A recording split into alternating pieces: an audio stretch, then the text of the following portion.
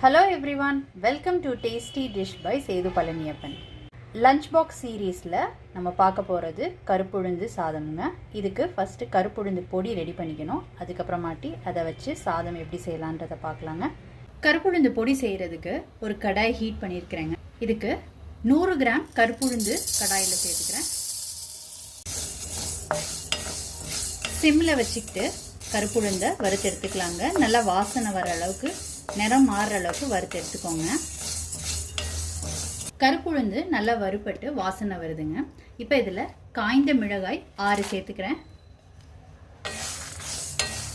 அடுத்து இதில் மிளகு 1 டீஸ்பூன் சேர்த்துக்கிறேன். ஜீரகம் 1 டீஸ்பூன் சேர்த்துக்கிறேன். இதையும் ரோஸ்ட் பண்ணிக்கலாம். இதெல்லாம் வறுபட்டது போதுங்க. இது ஒரு பிளேட்டுக்கு மாற்றி ஆற வச்சுக்கலாம். ஒரு கடாயில் கொஞ்சம் எண்ணெய் விட்டுக்கோங்க. எண்ணெய் சூடானதுக்கப்புறம் இதில் 10லேருந்து 15 பல்லு பூண்டை ரோஸ்ட் பண்ணி எடுத்துக்கலாங்க.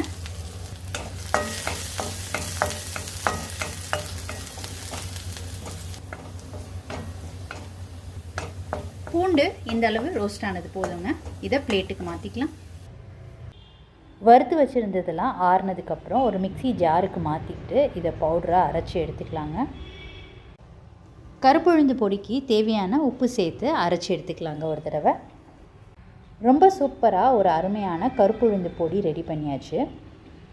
இந்த கருப்புழுந்து பொடி யூஸ் பண்ணி குயிக்காக ஒரு ஹெல்த்தியான லஞ்ச் பாக்ஸ் மெனு பார்க்கலாங்க.